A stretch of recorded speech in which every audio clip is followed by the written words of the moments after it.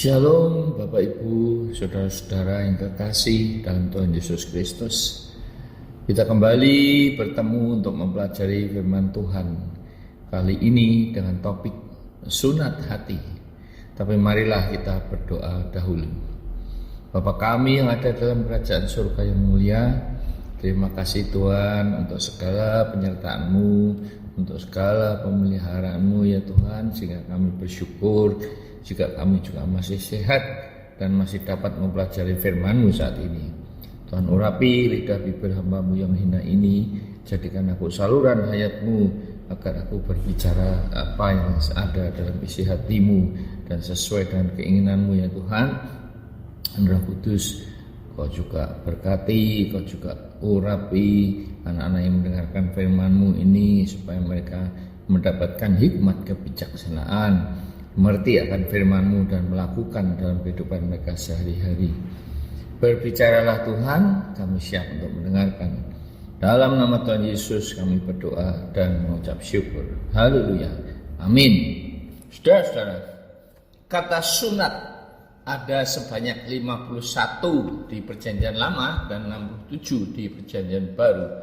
Mulai dari kitab Kejadian sampai dengan kitab Titus, yang dibicarakan baik secara jasmani maupun rohani, sehingga dapat dikatakan bahwa kata sunat mempunyai makna yang penting. Asal mula sunat adalah dalam kitab Kejadian 17 sebagai tanda perjanjian Allah dengan Abraham, di mana Allah akan menjadikan keturunan Abraham sebagai bapa sejumlah besar bangsa, sehingga namanya diubah menjadi Abraham. Dan janji Allah untuk memberikan tanah Kanaan, sehingga dari pihak Abraham setiap laki-laki harus disunat. Anak yang berumur 8 hari, laki-laki yang lahir di rumah Abraham, maupun yang diberi dengan uang, walaupun tidak termasuk keturunan Abraham. Sunat pernah dipakai sebagai muslihat, strategi untuk membunuh setiap laki-laki orang Hewi, karena Sikem, anak Hemor rajanya, telah melarikan Dina, anak Yakub, sehingga menimbulkan sakit hati saudara-saudaranya. Dan Simeon serta Lewi membunuh setiap laki-laki, juga Hemor dan Sikem, yang belum pulih dari kesakitan akibat disunat. Saudara, bangsa Israel yang keluar dari Mesir juga disunat, namun semuanya mati di padang gurun kecuali Yosua dan Kaleb. Karena mereka mencobai Tuhan sebanyak 10 kali, mereka selalu memberontak, tegar tengkuk, padahal dipimpin oleh tiang awan dan tiang api setiap hari, siang dan malam, dan dicukupi dengan makanan mana yang turun dari langit. Jadi sunat jasmani ternyata tidak merubah karakter bangsa Israel. Masih sering melihat ke belakang, mengingat akan kehidupannya yang dulu. Sekalipun diperbudak oleh Firaun, mereka berpikir masih lebih enak daripada hidup di padang gurun, tanpa melihat ke depan akan janji Tuhan untuk memberikan tanah Kanaan, tanah yang penuh susu dan madu. Ini berarti yang lama tidak berlalu dan yang baru tidak datang. Dengan kata lain, sunat daging tidak ada gunanya untuk kehidupan rohani saudara dan saya. Sunat daging terakhir bangsa Israel adalah di Gilgal. Sekarang, apakah arti rohani dari sunat? Dalam Galatia 6 ayat 15, sebab bersunat atau tidak bersunat tidak ada artinya, tetapi perhatikan, menjadi ciptaan baru, itulah ada artinya. Jadi ternyata sunat jasmaniah itu tidak ada artinya bagi orang percaya, karena itu hanya sebagai simbol perjanjian Allah dengan Abraham.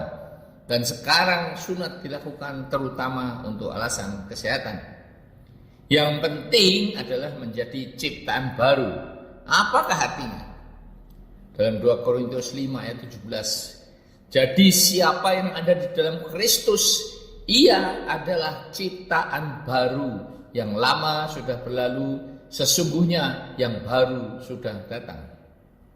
Berarti ciptaan baru adalah hidup di dalam Kristus. Jadi kita harus menaruh pikiran, dan perasaan yang terdapat juga di dalam Kristus, yaitu walaupun dalam rupa Allah tidak menganggap kesetaraan dengan Allah itu sebagai milik yang harus dipertahankan, melainkan telah mengosongkan dirinya, merendahkan diri dan taat sampai mati di kayu salib. Kita harus dapat meninggalkan pikiran-pikiran untuk hidup hedonis, yaitu hidup keduniawian, dan harus hidup yang rendah hati, meninggalkan keangkuhan, taat dan patuh kepada Kristus sampai akhir hayat, seperti Kristus yang taat kepada Bapa di surga sampai mati di kayu salib. Yang lama sudah berlalu, artinya hidup kedagingan dan hidup dalam dosa harus ditinggalkan, harus berbalik 180 derajat. Bukannya seperti ular yang hanya berganti kulit saja, tetapi cara jalan dan makannya masih tetap sama. Melainkan seperti ulat daun yang bermetamorfosa menjadi kupu-kupu.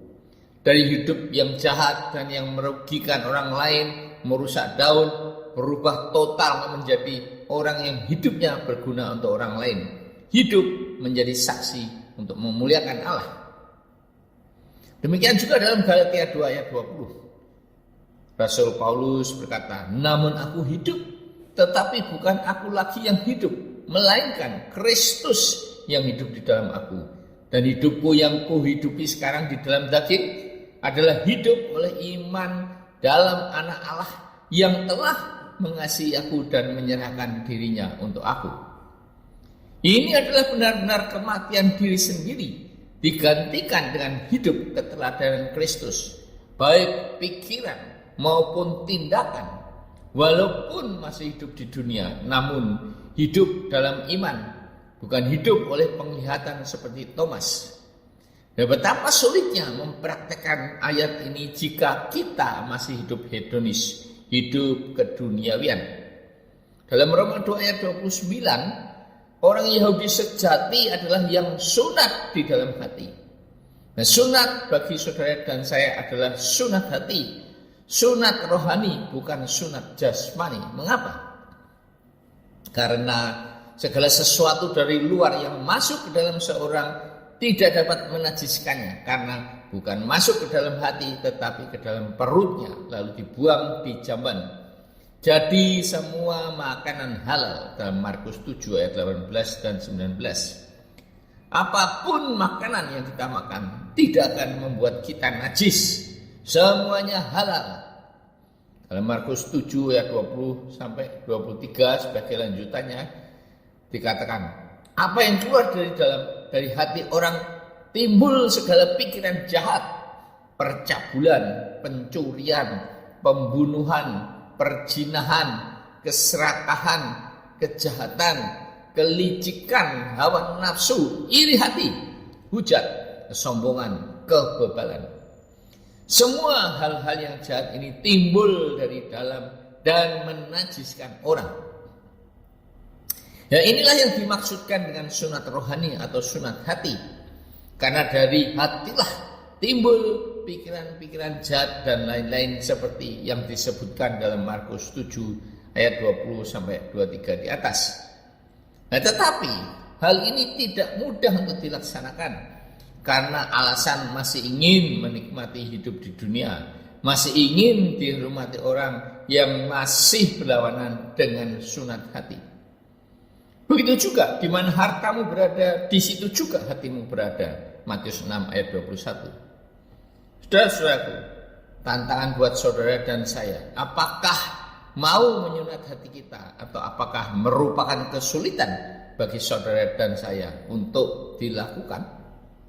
Semuanya ini tergantung dari apakah saudara dan saya benar-benar serius ingin hidup di dalam Tuhan, ingin melakukan kehendak Bapa agar mendapatkan mahkota kehidupan dari Kristus.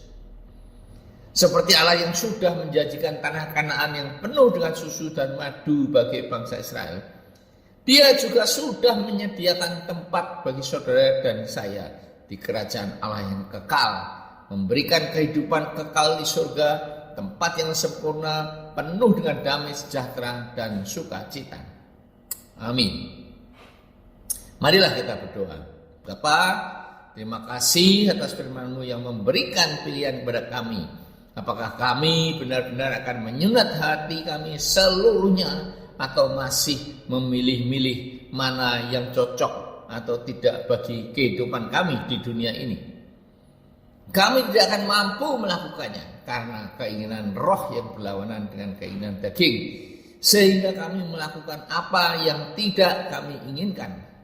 Hanya dengan bantuan kekuatan dan pimpinan Roh Kudus saja yang akan memampukan kami untuk benar-benar melakukan sunat hati secara keseluruhan. Karena itu Roh Kudus tetaplah bekerja sekalipun hamba-Mu telah selesai berbicara. Berikanlah hikmat pengertian kepada anak-anak-Mu yang mendengarkan kebenaran firman-Mu ini, yang akan merubah kehidupan mereka menjadi ciptaan baru. Yang lama sudah berlalu dan yang baru sudah datang. Tuhan, berkatilah anak-anak-Mu. Mereka tidak akan menjadi ekor, terus naik dan tidak pernah turun.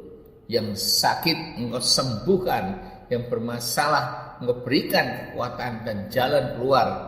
Dalam nama Tuhan Yesus kami berdoa dan mengucap syukur. Haleluya. Amin.